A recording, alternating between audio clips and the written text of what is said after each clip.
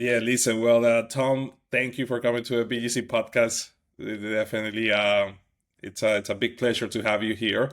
Thanks for And having me. No, it's my pleasure. So I've been following you guys on Instagram for a little bit, and it's been really nice to connect. So thank you for showing interest in the book, and also just excited to talk to you about all things golf and all things level par. So yeah, so before I go ahead into the book, I mean, I read a little bit about you. You were working, was it like as a journalist or yeah, writer? Well, can you tell me a little bit of your background? sure.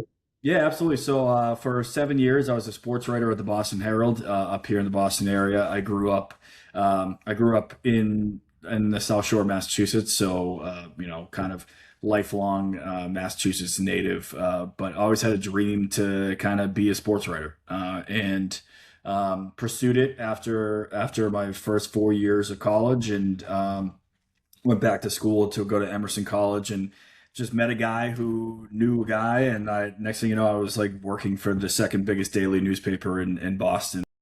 So I covered everything from the Patriots heyday to the 2013 World Series Red Sox team.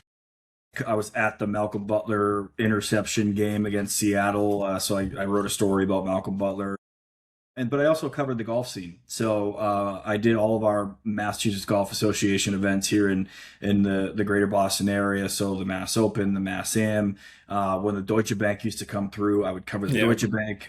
So I would like kind of be interviewing players. My highlight of all time was I walked 18 holes with Tiger Woods inside the ropes. I mean, obviously I'm like pretty far away from him, but got a chance to see him play 18 holes of golf like unimpeded and watched every swing, and it'll be by far one of like the biggest moments of my career that I ever had.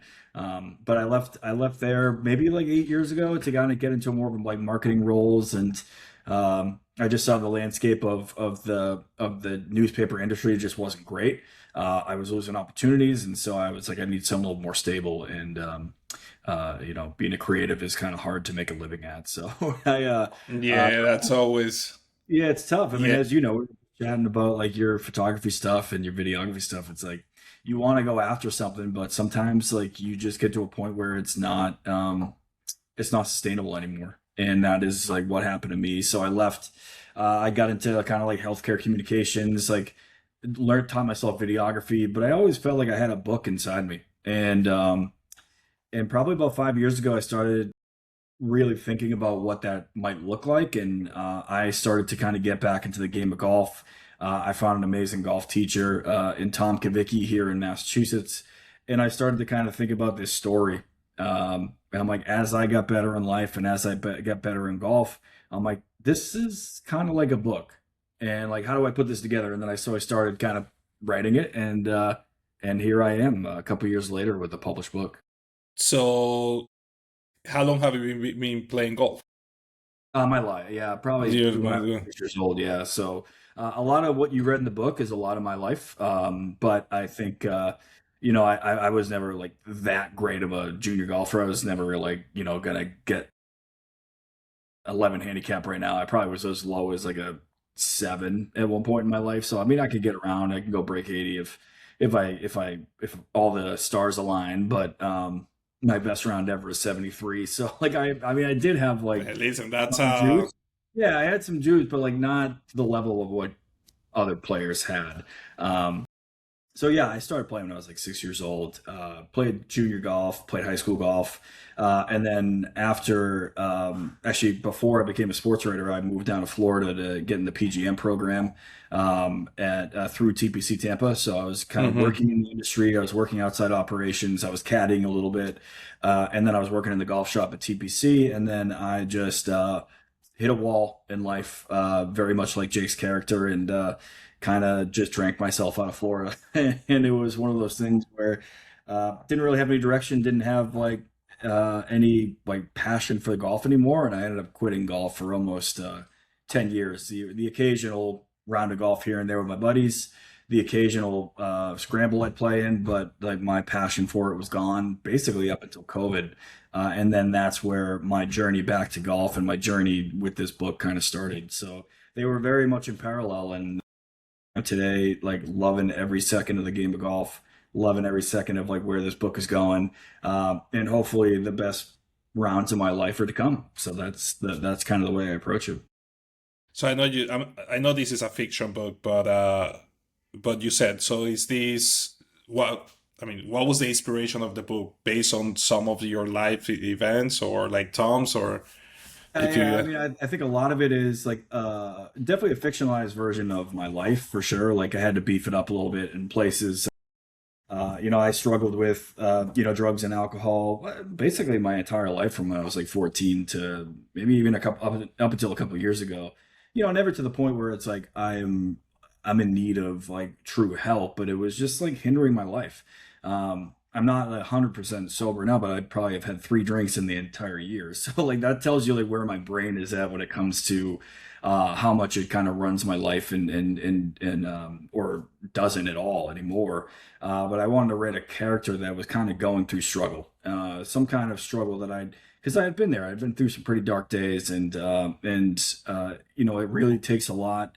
I'm a big self-help kind of like reader. I love like the Simon Sinek's of the world, the Mel Robbins, the other folks who kind of like bring together these ideas of how to look at yourself and become a better version. And so I was like, well, I don't need to write a self-help book, but can I write a book that kind of parallels that in a lot of ways where it's just a story? It's a story about a guy who lost his way, gets his life back, and you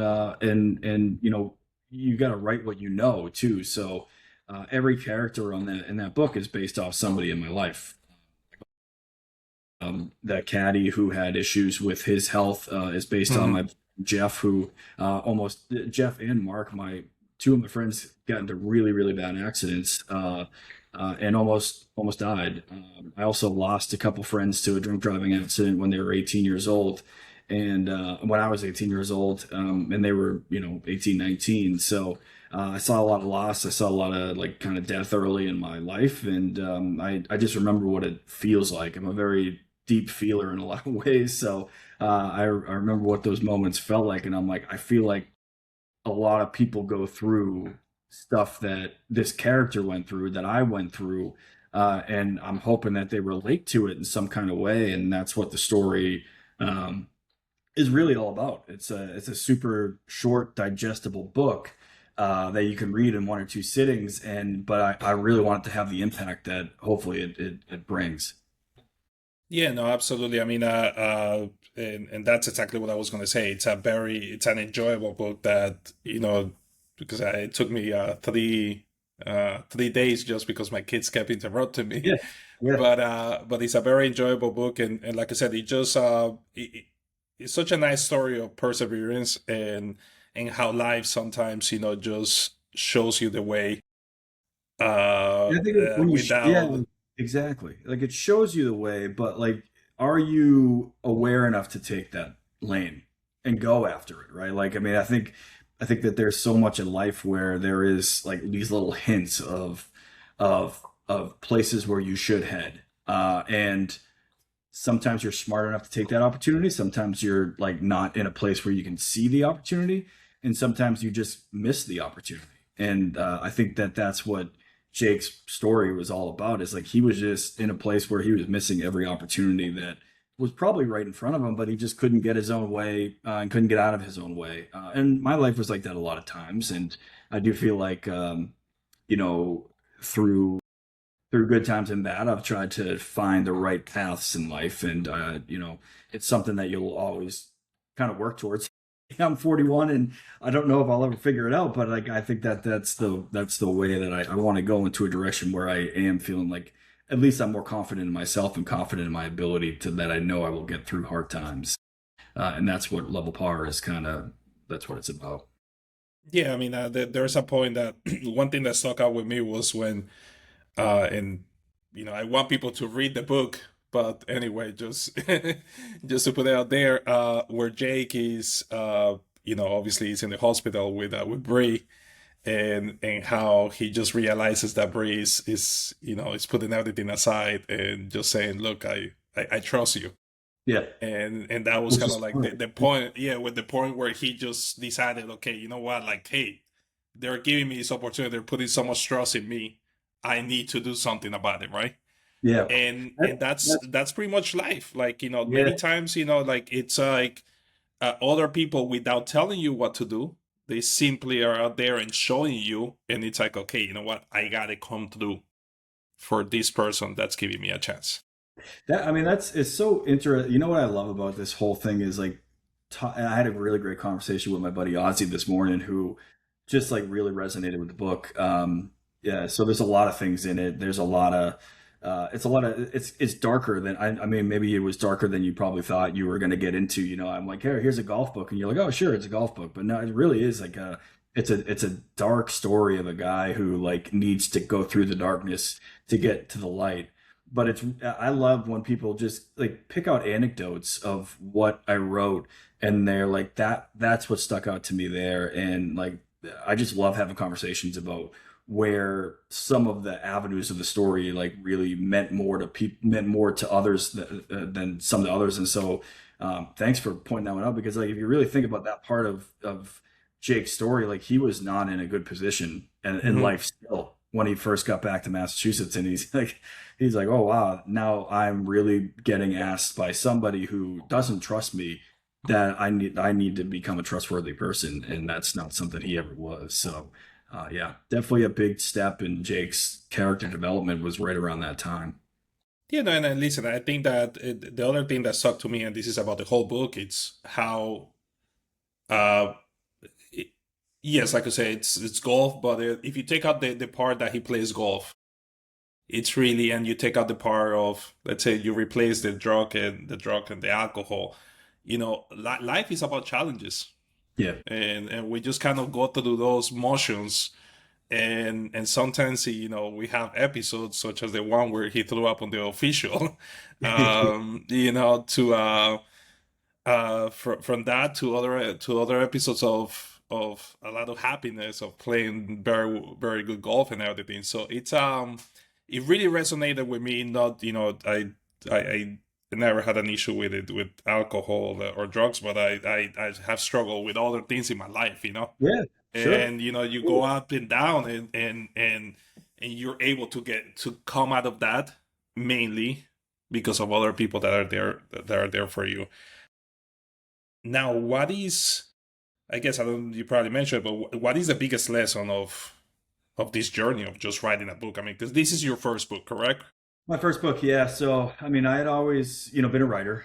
So a lot of my stories were kind of in that 1,200 to 1,500 word range. So, like you're thinking about a newspaper story, right? Like sometimes I'd get a longer feature story that I would have more opportunity to write and flex my writing muscles, right?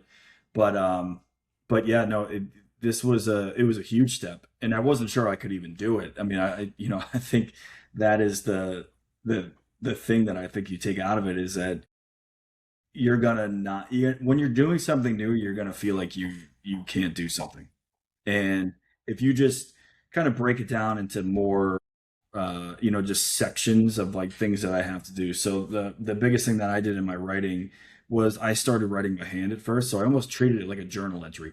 And I'm like, I have an idea for the story. This is how I kind of want to like almost like flex it out and go from here and go from there. This is the journey that I kind of want him to take before I even really started to kind of develop the character. I remember like I still have notes in my phone from when I was just kind of like maybe at the grocery store doing stuff, and I just like would think about something and I would put it in my phone. Actually, a lot of times, in Jake's character has this same thing. Like I have my dog, and you probably hear a gnaw on a bone over here, but like we would go out for our morning walks, and I would leave my phone at home, and we would go out for like an hour, and I would just let my brain relax. And then I would come home and I would start writing. And it was one of those things where I just started flushing out the story as I was going. And, they always say, like, if you want to find your keys, stop thinking about it. Or if you want to find something, stop. Like, but I felt like if I wanted to find this story, I had to stop thinking about it at times. And so I'd go off for a walk and just kind of the ideas would come to me, and then this story would come to me, and I started breaking it down. And then like my huge writing blocks almost happened within like almost like a week span. Like I remember writing uh probably a quarter of the book in a 2 day period, like almost from like the middle to the end. Basically I almost wrote in a couple days because like it Yeah. was it was just out there. And so I finished the book in a journal, and then I I started to kind of like look at my handwriting, and I'm like, I can't read any of it. But I was like, no, I have the story out of my head, and now I'm just gonna sit here and write a second draft. And I did that on a computer, and within like 2 weeks, I had a finished copy to send to the publisher to see if they would take it on. So yeah, that's a journey that it's pretty crazy. It feels like it's so long ago, but it really wasn't. Like, but as you're in it, you're just kind of working. And I had a full-time job and I had other things, but this was like starting to kind of, just manifest and think about it. And how do I want to like frame this and structure it? And how do I want to pitch it out there? How do I want to use my marketing background to start talking about it? And then the ideas for like the Level Par podcast came up, and my Instagram page, and I started just posting and putting things out there. So, and like I said, I don't know how sales are doing, but I just like when I talk to people and they have a good relationship with the story. And that's more meaningful to me. Like if more people get their hands on it, I have a feeling that more people are going to kind of feel the same way about it. So doing podcasts like this, and like we didn't know each other. I didn't know who you were Hmm. like a couple weeks ago, a couple months ago, right? Like, but like through Instagram and through the power of social media, there is an amazing golf community out there, especially on social. And what I've noticed about this golf community is that people just want to help each other, and it's really really cool. And that's what the game does. It brings people together, and I'm hoping that this book will bring even more folks together because of that. Yeah, no, I mean, you mentioned something good, that that you don't know how sales are doing, or in terms of the numbers of that, but you're still, this is something that's I feel that's so already passionate. successful. Yeah, Yeah. yeah, Yeah.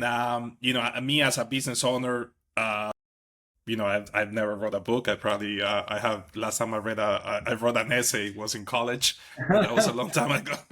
Yeah. And from time to time I'll write a newsletter, but honestly that's not that good. But it's the point is that once you start doing something, and just like in the book, like once you start that journey, you start realizing that hey, you're making just little steps Yep. and little Yeah. things, and then you go, oh my god, like hey, same thing. When I decided to go on social media and start this project for myself, I had no idea that I was going Yeah. to connect with so many people, Yeah. and I had no idea that I was going to connect with you. Right. So it's but it's yeah, it's about just taking the step, Yeah. just And you little you by have to little. take the small ones too.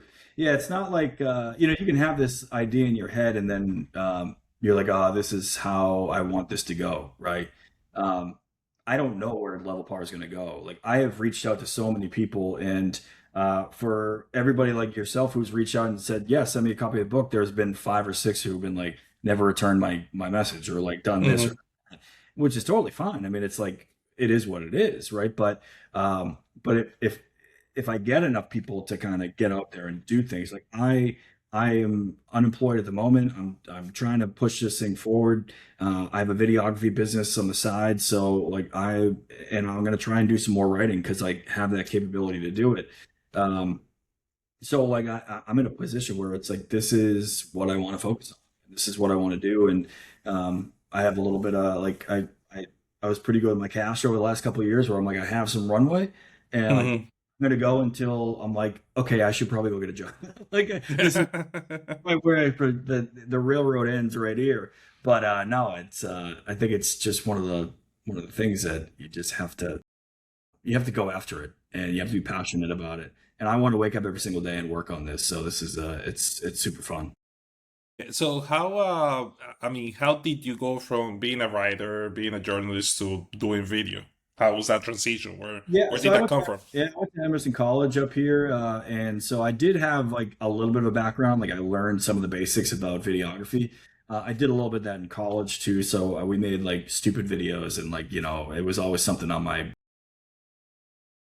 in my brain to be like, oh, at least video's cool. And then the world turned to video, so I started doing some stuff at the Herald, and like when I had my golf column, I would go around to different golf courses and I would talk to pros, and this was like pre YouTube even.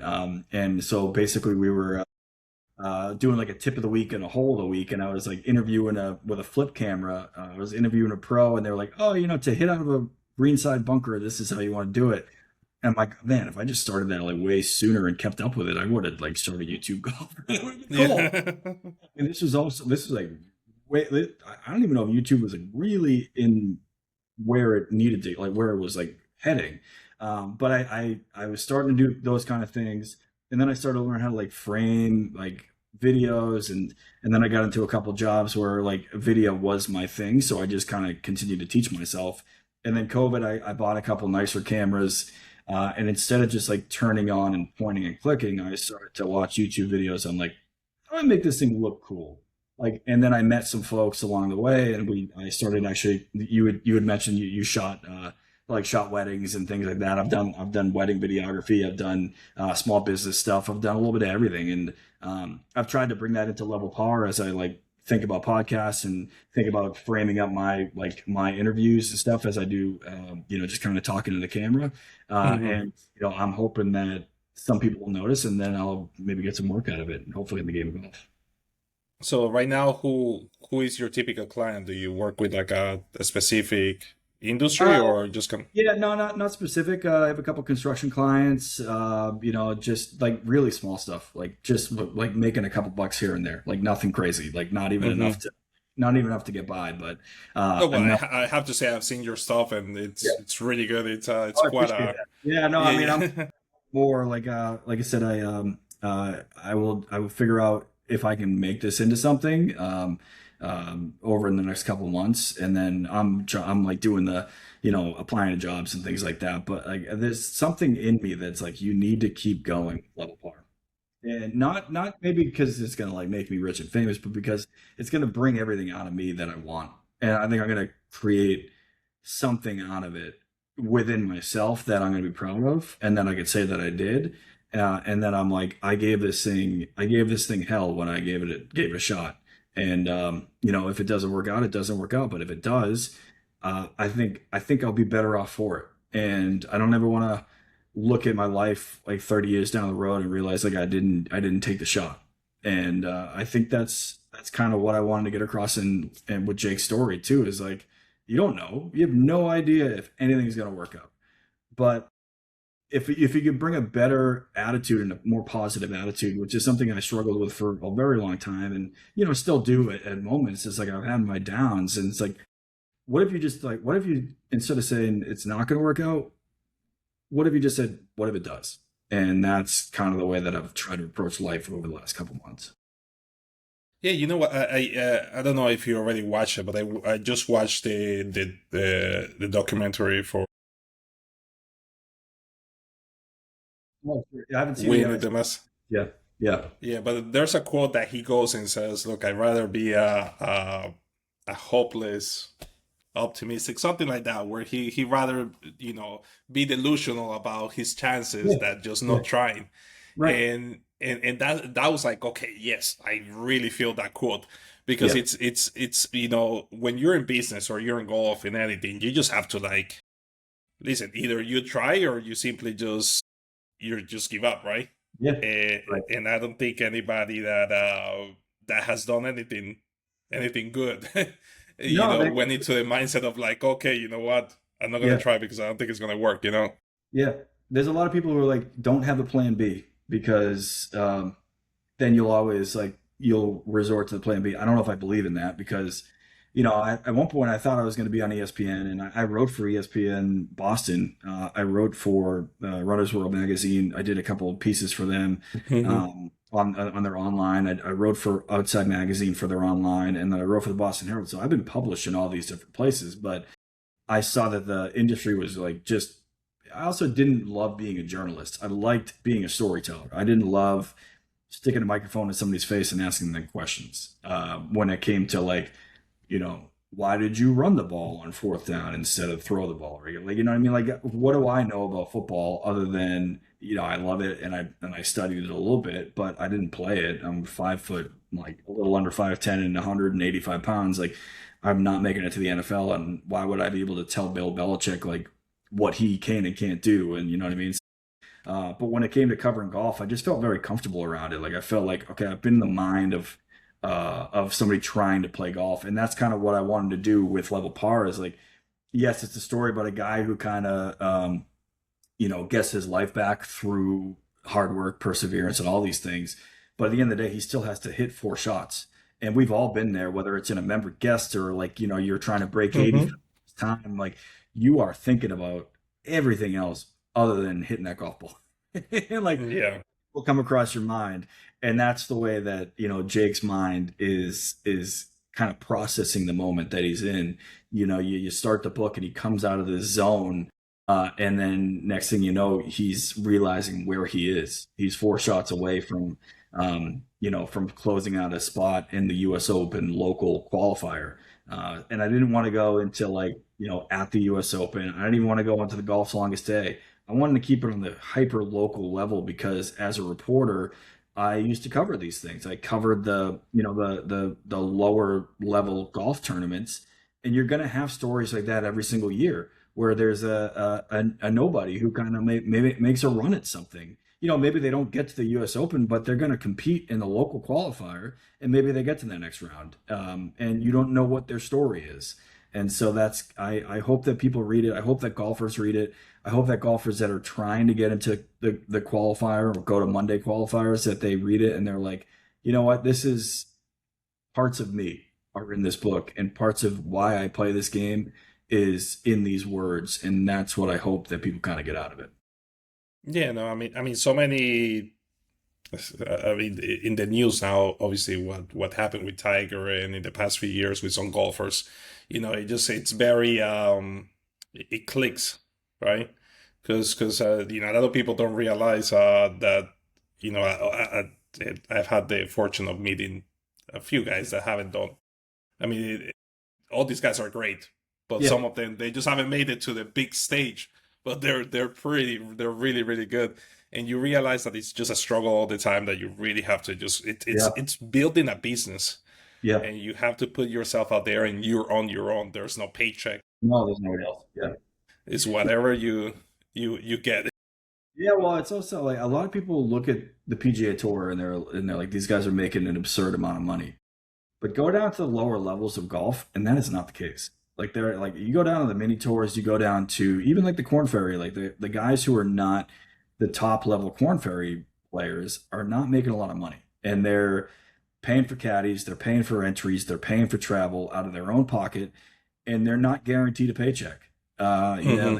cut, they're not making anything. That's a complete loss. And then it's a loss of confidence. It's a loss of loss of potential um, invite into the next round, next tournament, right? Like there's just so much stress that goes with it, and this game can eat you up as quickly as it can give you good things. I mean, you look at like a Jordan Spieth, right? Like he came out with his career, and we were already like, okay, this is the next Tiger, right? And what have we seen out of Jordan over the last couple of years? A guy who's been struggling to find a swing, played in a Ryder Cup or two, but hasn't really lived up to what we all thought he was going to be, and he was a sure thing. Like even Scotty stumbled a little bit in the last couple tournaments, so like that he's played in. He's not just racking up top tens like there's like he just has to show up. Now, how does he get himself back? And that's how quickly it gives you an appreciation for how good Tiger was for so long at the level that he played in and the level that he competed in. But for every Tiger Woods, there's a Jake Steadman who like doesn't like live up to Hmm. any kind of place in the game of golf that he thought he was going to. Yeah, no, I mean, it's golf is very much like life, Yeah, you know, yeah, yeah. I because use that Bobby Jones quote in the very start of the book, and it's like it's the closest thing to life the game of golf is. So yeah, I mean, I think my favorite book, and I've talked a couple times on different podcasts, is like my favorite story, I should say, is Rocky One, hmm. and it is a boxing movie, but it is a movie about Rocky and the struggle that he has to uh, come up with an identity for himself and figure out how to be, overcome a life that he just wasn't really loving. And that's what Jake's life is all about too. I think there's just inspiration. It's kind of funny because we were talking earlier, like the Anthony Kim story is very much in parallel with, Yeah. like, but it's also my story, right? Like this is a lot of me in this book. So like, yeah, like I think it just shows you like a lot of people struggle with stuff, and it takes a storyteller to bring some of those words out there. So I'm hoping that I'm hoping people read it and then they look at something that they used to do in life. It doesn't have to be golf. It could be anything, Hmm. and they go back to doing that because they had a passion for it. They lost it along the way, and it's never too late to give it another shot. So I guess I have to ask you, what was the thing that made you, just quit drinking, or, you know, Honestly, man, I don't know. I wouldn't even say like I'm not like clean and sober, but I have not been like drunk in 2 years basically. Like I can't remember the last time that I like just but like I was to the point where I was like just getting out of control. Uh, You know, a lot of the stuff that Jake was doing in the book, I was doing. Waking up places. Just not really protecting myself and being good at being a good person. There's probably a lot of people who read my book and watch my and they're like who is this guy, like who like so I think that it just took time. Like my dad he struggled still with alcoholism, and I just didn't want to go down that road anymore, and I wanted something different for myself. And that's kind of the way that I've, used this book to tell this story. But now I put the words out there. It's like, don't go back to what you were doing because then you would just be a complete hypocrite. Yeah, I mean, I'll have a Guinness after a round of golf. Like I'm gonna go out to Scotland in June, and like I'm gonna have a glass. I'm gonna have a scotch at some point, but I'm not gonna have seven. And like yeah. like black out and forget where I am. I have such a different relationship with it, where I know that I don't need to do more than I need to do, or that I want to do, and I can also go 4, 5, 6 months without touching a drink and be completely fine with it. And that's a place that I never was in. Alcohol was something that was the constant in my life, and there was a constant in my relationships and the constant in my friendships. And you just get to a point like later in life, like I'm in my 40s. It is not fun to wake up with a hangover, and I'm not going to play good golf. Yeah. I'm not going to play good golf if I'm not going to be the golfer that I want to be if I'm going to go out and get hammered while playing. Um, does that mean that I won't do it every now and then? No, but I think like I just have a better relationship in how I feel about it. And I don't judge, I don't shade. If anyone else wants to have a good time in that way, go for it. But like just because you guys want to do it doesn't mean I have to. And I think it takes time to get to that place in your life, and I'm still working on it every single day. And I think a lot of people who have ever gone through kind of struggles will realize that it is a day in day out thing. I don't have like the itch to go out and get drunk or like have a glass of wine like after this call or do anything like that. It was more of a social thing, and now boy, when I just go out in a social setting, I just don't really drink that much. And it's a cool feeling to be in because it was something that if I look at pictures of myself from high school, like I was always messed up, and it's not a fun place to look back at and be like, this is the person I was, because I'm not very proud of it. And I'm hoping that I can, be the person that I wanted to be moving forward. And this book was a huge catalyst for that. So, changing a little bit of the topic, which courses are you playing in Scotland? So where are we going? We're going to play. So we're going to Edinburgh for a couple of days, and then we're going to go to St. Andrews. We went to St. Andrews. This group of guys, we all go every couple of years, and we went to St. Andrews. I played the old course a couple of years ago. It was like heaven on earth, man, unbelievable. Hmm. Um, One of those like spiritual moments, and I hadn't even finished the book yet. And I really do feel like a lot of that charge to finish the book came out of that round of golf. Like there was just something about being at St. Andrews and walking and playing 17 and hitting a drive over the hotel and then playing the 18th hole. Oh, it was just unbelievable. But where else did we play? I'm gonna play Kings Barnes. So we played last time. I'm gonna go play Kings Barnes again. There's a couple more on the agenda. We were playing like 8 rounds of golf, so there's a ton going. Nice. Yeah, but it'll be a fun trip. And I actually reached out to the book the bookstore that's right in St. Anne, and I'm trying to get level par into that bookstore. So when I show up in June, I would love to see my book like displayed somewhere. It would be amazing. I'm gonna bring a bunch of books with me. I'll make it like a little book tour because like I can like be like, oh, I'm going marketing for this. Yeah. But Yeah. that's where I'm gonna take like my Instagram, and I'll probably bring my video camera, and I'll probably create some content. We're staying pretty close to the grounds on St. Andrews. I mean, not that that's not a very, I don't know if you've ever been there, but it's a very, very small, quaint little town. Oh, you got to go, man. It's just like, Yeah, I've been. it'll I was change your, very close to going last year, but yeah, by the time I decided to go, it was just like way too short notice. So yeah, we were taking quite a gamble of just going and maybe not being able to play. And then yeah, this year, I was like, okay, yeah, we're gonna go. And I was like, God. So now I'm kind of getting the guys, my friends, riled up. And I was like, listen, if we're gonna make it, we have to kind of make a you got to decision go. now for Yeah. next year. So Have you ever let's been to see. Ireland or anything? Have you been over there to play? No, no, never. I mean, I played in Spain and other places, but never Spain's like, on my list.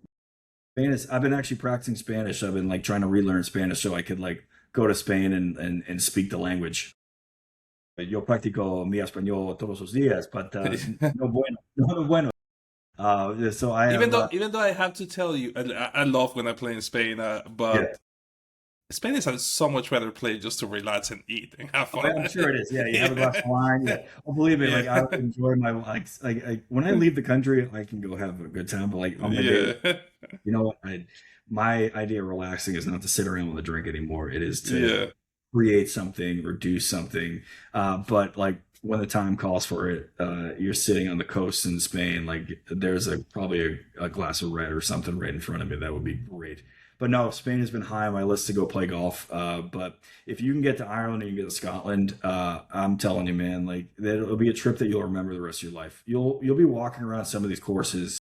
I mean, then there's some of the oldest courses in the world, right? Like it's where the game Hmm. started. And a lot of times you're on the coastline of like Ireland and Scotland, and you're just overlooking the cliffs, and it's like a pinch me moment. And you're like, I'm playing golf here. This is unfreaking believable. And I would say that if I really think about the timing of like when we went to St. Andrews a couple years ago, I did come home, and within a month of that, I was probably like just blasting through the rest of level par because there was just like something that unlocked when I played that golf course. Um, I doubled the first hole at St. Andrews, and then over the next 12 holes, I was only like one over, and then I realized where I was, and then I like doubled three of the last four Yeah, holes. that's usually it. Yeah, Like 80 at St. Andrews, and I shot 84, and it was still a pretty stiff. I just had a great round. It was just like I didn't care what the score was, but there was at one point I'm like, wow, I can probably do this, and then that was the second it all went away. So very much like Jake, like don't get in your head, just play one shot at a time and see where it takes you. yeah. It's funny that you said that. After you came back from there, that was kind of like the where you were like supercharged and just like started writing and doing the things. And it happens so often that when I go all out on a vacation, I'll go to Yeah. like, a You beautiful kind of place. relax. You level out, you relax, Yeah. you let your brain like get out of the everyday. And I think that's where those walks with my dog really helped out, where um, I didn't bring a phone. I legitimately just like listened to what was going on in my head and I let it work itself out. And then I'm like, well, what if he has this moment? And what if he has that moment?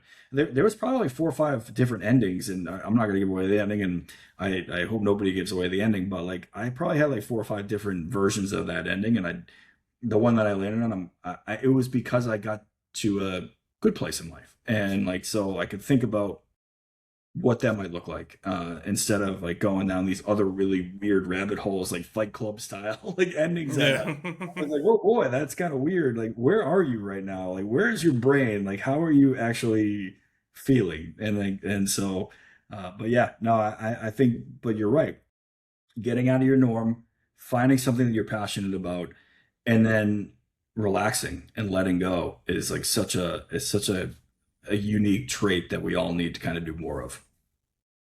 Yeah, that's the same way that they say that you have your best ideas in the shower.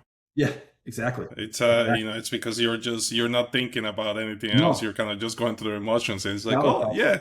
Yeah, you're like, oh, yeah, I should do that. And then Yeah, I should. you better write it down quick, or you're gonna forget about it. And then the next thing you remember, you'll be in another shower. You're like, oh, I should have done that 3 days.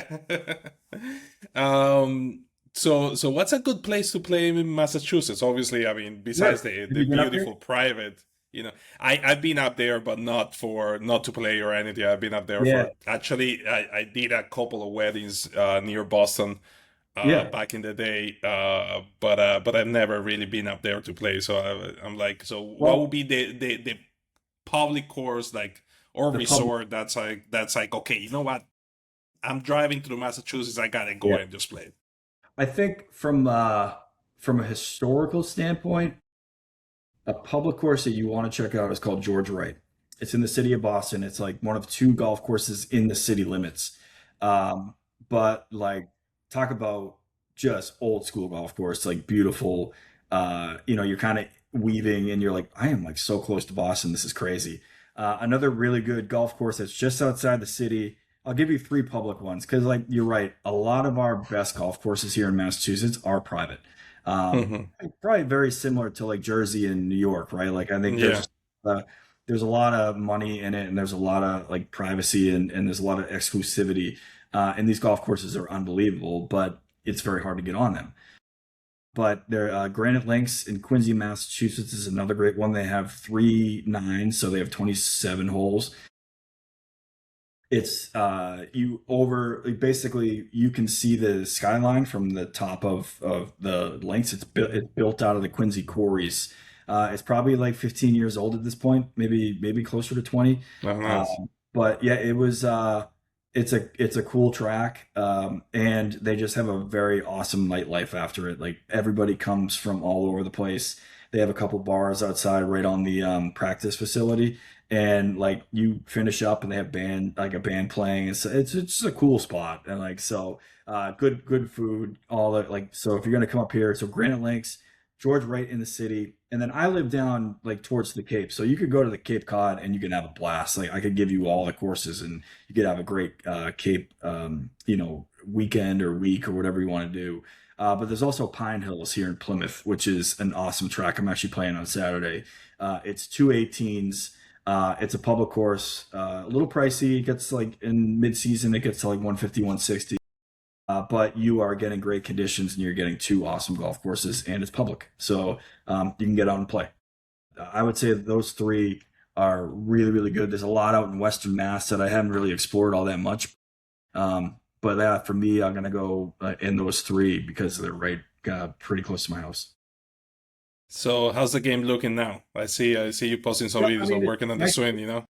my swing feels good. I've been working hard with Tom the last couple of years. I do feel like my swing is in a better place. I went out and played a couple weeks ago, or a week and a half ago. It was 40 degrees and blowing 40, and I shot 89. Hmm. And first time out, I'm like, oh, I'm cool with that. Like that's for the conditions. Like, and I left a lot of shots out there. Greens were still kind of like coming into form, so I feel really good about my game. Like I'd love to get back down. My goal was to get down to like a single digit handicap last year. Hmm. I started at 9-9 and then I moved up to an 11 and I've kind of like been living in that range. But I'd love to get down to like a 7 at some point. But again, if I'm just having a good time playing, that's all that matters to me. And playing in a couple tournaments, like playing a couple like member guests with my buddies, be competitive, put a couple bucks in the line, 20 bucks aside, and nothing crazy. I'm not like mortgaging my house to go play golf against some people. Yeah. Um, but no, it's just fun to get out and play. But I do have an inner drive. Like I do want to, very much like Jake, I want to go play in like some kind of mass golf tournament that is for the 6 handicap to the 10 handicap, and Hmm. I want to compete. Yeah. I love competing, and there's something about playing golf at that level against other people where every shot matters, where you find out a lot about who you are, and you can find out about the work that you're putting in on the golf course, and um, when you're not getting gimmies from 3 feet and in, like you got to hit every putt. Like it's super interesting. And I want to get back into that mode. Cause like, I remember my high school golf days, like I loved it. I loved every minute of it. and I've always like found another gear when I played. Like now that like what I've noticed about myself now is like I'm getting better as the round goes, and like I'll have a very strong finish, and I'm like, oh, that means I can compete at 16, 17, 18, right? Like, and so Hmm.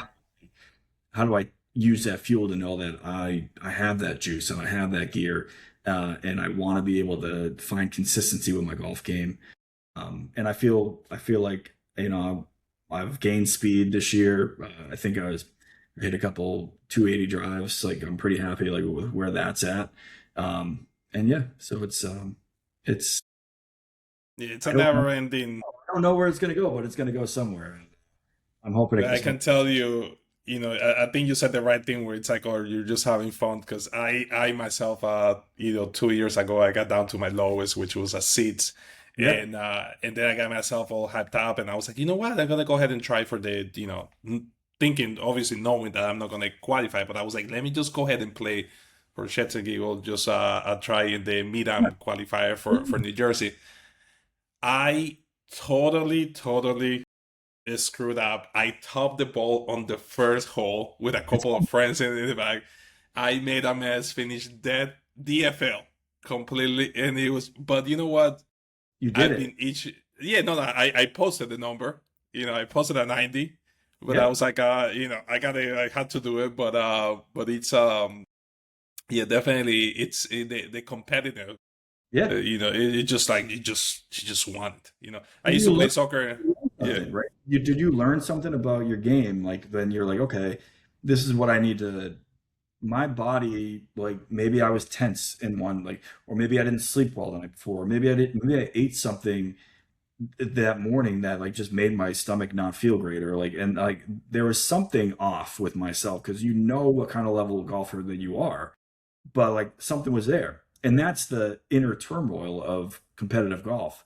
And that's why it's like it's so hard. Like you see these guys competing on the PGA Tour, and it's like, how do you know that you got like 4 million on the line, and you also have this like huge bragging right yeah. trophy, and you got to hit a putt, even if like you're trying to make a cut, man. Like how the hell do you stroke that putt? Like it's so hard. It's so hard to think of, but like if you keep doing it and keep putting yourself out there, um, dude, keep shooting, man. Like, who cares? Yeah.